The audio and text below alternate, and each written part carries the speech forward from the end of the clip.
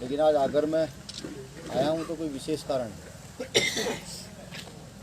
साथियों, जल जंगल ज़मीन बचाने की लड़ाई आज से नहीं, बहुत दिन पहले से लगातार चली जा रही है। मजदूरों के जो अधिकार है उनका हनन लगातार हुआ जा रहा है। अभी मध्य प्रदेश में आदित्य बिरला ग्रुप की कंपनी है ग्रिस्म इंडस्ट्री लिमिटेड, जिसने लगभग 3,500 मजदूरों को कंपनी से बाहर किया है लॉकडाउन के समय में। तो देखिए, ये मानवता तो शर्मसार हो ही रही है। ये कंपनियां केंद्र सरकार और राज्य सरकार के अधीन आती हैं और यहाँ सरकार दम भर रही है मजदूरों के, किसानों की समस्याओं को लेकर के। वहीं ऐसे समय पर जब लॉकडाउन की स्थिति में देश मजदूरों को कंपनी से बाहर कर दिया जाता है, ये अत्यंत निंदनीय है। वरना इस पर संज्ञान अब भीम आर्मी ने ले लिया है और ये पूरा देश जानता है, हमारे माननीय प्रधानमंत्री भी जानते हैं, मुख्यमंत्री भी प्रत्येक स्टेट के जानते हैं कि भीम आर्मी जब किसी मामले में हाथ डालती है तो उसको पूरा करती है। एक मामला और है ज़मीन का। एक कंपनी है लेसस एनर्जी केमिस्ट्री कंपनी, जिसने जो है कई हज़ार टन के हिसाब से केमिकल जो है वो मध्य प्रदेश में ला करके डाला। इस ज़िले में जिसमें हम बैठे हुए हैं, इसी ज़िले में किसानों को भ्रमित करके कंपनी के नाम पर, इंडस्ट्री के नाम पर ज़मीन एक्वायर की है 200-300 एकड़, और वहाँ पर कई हज़ार मीटर के गड्ढे खोद करके केमिकल डाला गया है। उस केमिकल डालने का असर ये हुआ कि उससे जो ज़मीन की उर्वरक क्षमता थी वो बिल्कुल ख़त्म हो चुकी है। यहाँ तक कि पीने का पानी भी उससे बहुत बुरी तरीके से बाधित हुआ है। अब क्योंकि वो कंपनियाँ केंद्र सरकार और राज्य सरकार के अधीनस्थ हैं और आज देश के अंदर केंद्र सरकार हो या राज्य की सरकारें हो, देश को पूंजीपतियों के हाथ में लेकर के जा रही हैं। और ये जो कंपनी के मालिक है ये भी पूंजीपति। वो जो 20-30 गांव के एरिया की जो ज़मीन है वो सारी बंजर के रूप में बदल गई और आज किसान यहाँ का परेशान है कि किस तरीके से वो रोटी कमाएगा, खाएगा, कैसे अपने बच्चों को पढ़ाएगा लिखाएगा। ये एक महत्वपूर्ण मामला है। वो पानी, उस पानी का बिल्कुल रंग काला था। तो यानी कि इस क्षेत्र में पीने के लिए भी पानी नहीं बचेगा। सरकार इस ओर ध्यान दे, क्योंकि अगर जनता ही सुरक्षित नहीं है तो मुझे लगता है तो फिर सरकार का क्या करना क्या है देश में। सरकार इस ओर ध्यान दे और संबंधित मामलों में सरकार जल्द से जल्द संज्ञान ले।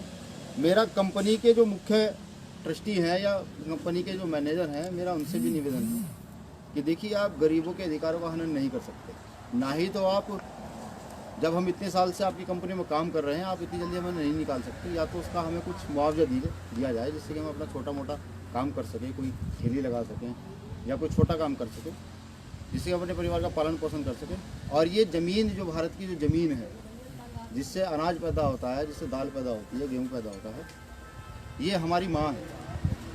ठीक, भारत माता की जय कहने से इस माँ की रक्षा नहीं होगी। ये ज़मीन हमारी माँ है जो हमें खाने के लिए देती है। अगर इसके साथ छेड़छाड़ करोगे तो भीम आर्मी पूरी ताकत के साथ आवाज़ उठाएगी और नहीं काम चलेगा तो मध्य प्रदेश में आकर पूरे देश से उस क्षेत्र को बंद कर दिया जाएगा जहाँ पर ये अमानवीय कृत्य किए जा रहे हैं। और मेरा मीडिया के नाम मात्र एक ही संदेश है। देखिए मीडिया बंधुओं, आप हो लोकतंत्र का चौथा स्तंभ। ये मैं चाहता हूँ कि इसको आप ज़रूर छापें और दिखाएं भी कि आप लोकतंत्र का चौथा स्तंभ है। और अगर आप पक्ष विपक्ष के चक्कर में पड़ जाएंगे तो मुझे लगता है देश के गरीब, किसान, मजदूर, दलित, आदिवासी इनकी आवाज़ को उठाने वाला नहीं होगा। तो आप इन आवाज़ों को, हमारी भीम आर्मी भारत एकता मिशन की इस आवाज़ को मजबूती के साथ उठाएं, जिससे कि समाज में आपके लिए प्रेम भावना बढ़े। और समाज जो आज बार बार ये कहता है कि मीडिया भी एक पक्षीय कार्रवाई करने पर उतारू, समाज में समन्वय बने और लोग ये कहें कि नहीं, अभी भी मीडिया में कुछ लोग ऐसे हैं जो एक पक्षीय कार्रवाई नहीं, जो देश हित की सोचते हैं, मानव हित की सोचते हैं। आप सभी को मेरी ओर से क्रांति कर दें। इतनी बड़ी घटना है कि इस घटना को अब तक देश के प्रत्येक जगह पहुंच जाना चाहिए था, लेकिन नहीं पहुंचा गया है। आने वाले नस्लें हो सकता है हमारी विकलांग पैदा हो जाए, हो सकता है खाने के लिए अनाज ना रहे। अगर यही केमिकल ऐसे डलता रहा तो क्या होगा। लंबे अरसे से भीम आर्मी ने अपने कार्यों से, सामाजिक गतिविधियों से एक अलग छाप बनाई है। चुनाव में भी उनकी बहुत महती भूमिका होगी। ऐसे में ग्रामीण अंचलों में अभी भीम आर्मी जा रही है, तो किसके पक्ष में मतदान करने के लिए वो प्रयास कर रहे हैं? देखिए, फिलहाल हम गांव-गांव जाकर के सिर्फ मूवमेंट को मजबूत कर रहे हैं, क्योंकि अन्याय, अत्याचार राजस्थान हुआ, मध्य प्रदेश हुआ, बिहार, हरियाणा, प्रत्येक जगह जा करके मजदूरों का, गरीबों का, किसानों का, दलित, आदिवासियों का भरपूर शोषण किया जा रहा है, भरपूर अन्याय अत्याचार हो रहे हैं। अब वहाँ पर जो रहने वाले लोग हैं वो डिसाइड करें किसको वोट देना है, पहली बात। दूसरी बात ये कि अभी भीम आर्मी ने एक राजनीतिक पार्टी भी बनाई है जिसके मुखिया माननीय चंद्रशेखर आज़ाद जी हैं। सारे राजनीतिक निर्णय उनके होते हैं, वो कहाँ चुनाव लड़ाएंगे, कहाँ चुनाव लड़ेंगे, किस जगह क्या करेंगे। तो इस चीज़ का एक सटीक जवाब जो है वो माननीय चंद्रशेखर आज़ाद जी जल्दी शायद मध्य प्रदेश आने वाले हैं, आप उनसे लीजिए। चंद्रशेखर आज़ाद जी की अगर बात कहूँ तो वो भी पहले यहाँ पर आ चुके हैं। उस दौरान आपको यहाँ नहीं देखा गया जब मुद्दा गरमाया था अस्पताल के नामकरण का, जब कहा था कि अंबेडकर जी के नाम पर अस्पताल का नामकरण हो। उस समय आज़ाद जी ने काफ़ी प्रयास किए, वो यहाँ आए भी थे, लेकिन आपकी अनुपस्थिति बड़े मुद्दों पर देखी गई। देखिए, ऐसा नहीं है। पूरे देश, इतना बड़ा देश है, बहुत सारे राज्य, बहुत सारी विधानसभाएं, बहुत सारे शहर यहाँ पर हैं, और पर डे के, क्योंकि सभी मुद्दों पर बार बार मीडिया के सामने रूबरू होना, ये तो मुझे लगता है उचित नहीं है। हमारे जो फेसबुक पेज हैं, आप उनके माध्यम से देख सकते हैं हम किन किन राज्यों में काम कर रहे हैं, किन किन मुद्दों पर उठाते हैं, और कोशिश करते हैं कि हर मुद्दा उठाएं। वो चाहे माननीय चंद्रशेखर आज़ाद जी उठाएं, मैं उठाऊं, हमारे प्रदेश अध्यक्ष सुनील बैरसिया जी उठाएं, या फिर हमारे यहाँ के जिलाध्यक्ष उठाएं, हमारे राष्ट्रीय कार्यकारिणी सदस्य उठाएं, या भीम आर्मी का कोई भी पदाधिकारी उठाएं, हम मुद्दों को उठाते हैं। अभी भी आपने मुद्दा उठाया है कि फैक्ट्री से दलितों को हटा दिया गया, वास्तव में ये बहुत गलत है। तो जब दलितों के ऊपर बात आती है, कजलास में जब दलितों पर अन्याय किया गया था, उस वक्त संगठन ने चुप्पी क्यों साध ली थी?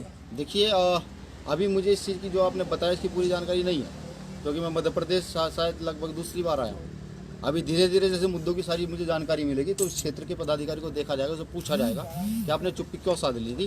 वैसे मुझे लगता है कि ऐसा नहीं हुआ होगा, ऐसा नहीं हुआ होगा, शायद आप कवर ना कर पाए हो।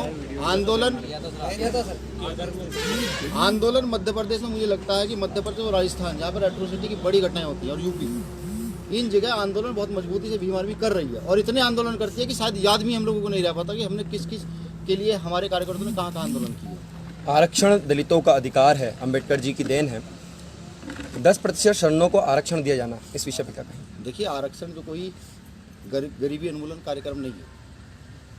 आरक्षण एक व्यवस्था है सामाजिक स्तर पर उन लोगों को स्थापित करने की जिनको सदियों से, कई हजार साल से कोई अधिकार नहीं मिले। अगर इसको गरीबी उन्मूलन अधिकार बना दिया जाए तो IPL, ये BPL वगैरह की क्या आवश्यकता है? तो सरकार ने ये संविधान के साथ छेड़छाड़ की है, ये संविधान विरोधी गतिविधि है। आरक्षण देश की उन्नति के लिए बनाया गया है। जो गरीब पिछड़े लोग हैं, जिनके पास ज़मीनें नहीं है, जिनके पास शिक्षा नहीं है, जिनके पास रहने खाने के लिए भी कुछ नहीं है, तो उनको एक अधिकार दिए गए कि आप अभी देश में समानता की ओर बढ़ें। कॉन्स्टिट्यूशन हमें राइट देता है कि देश में प्रत्येक व्यक्ति समान है। कॉन्स्टिट्यूशन का पहला वर्ड है प्रस्तावना कि हम भारत के लोग, उसमें किसी जात, किसी धर्म, किसी बिरादरी का नाम नहीं दिया गया है, किसी क्षेत्र का नाम नहीं दिया गया, उसमें कहा गया हम भारत के लोग। तो सबको समानता के लिए रिजर्वेशन की पद्धति अपनाई गई है। अब पिछले चुनाव में पूरी ऊर्जा के साथ भीम आर्मी यहाँ पर डटी थी, सुनील अस्ते जी ने चुनाव लड़ा था। आज राष्ट्रीय नेतृत्व तो यहाँ मौजूद है और उनकी नादारत। देखिए, सुनील अस्ते जी भी किसी क्षेत्र में गए हुए हैं। अभी सुनील अस्ते जी चंबल की तरफ हैं, वो परसों हमारे साथ थे। आवश्यक कार्य होने की वजह से सुनील अस्ते जी वहाँ पर गए हुए हैं, क्योंकि सुनील अस्ते एक जिम्मेदार पदाधिकारी हैं।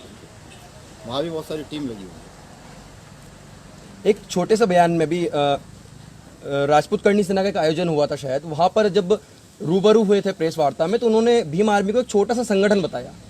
जी, देखिए, ज़मीन पर काम करते हैं हम लोग, और आप पूरे देश में जब कहीं जाएंगे, आपको कोई समस्या हो तो आप हमारे यहाँ तो किसी पदाधिकारी को फ़ोन कर दीजिएगा, और पदाधिकारी को भी आप फ़ोन नहीं कर सकते तो इसको गले में डाल लीजिएगा, और किसी भी पदाधिकारी जो आपको लगे बाबा साहब का नहीं आइए, बता दीजिएगा सिर्फ भीम आर्मी का कार्यकर्ता। आपको वहाँ रोटी रहने खाने की कोई परेशानी नहीं होगी। आपकी अगर कोई दिक्कत वहाँ आती है तो वो आपको भरपूर साथ देगा। भारत के किसी भी राज्य में जा सकते हैं।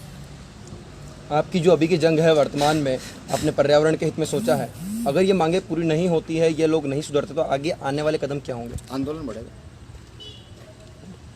तो धन्यवाद।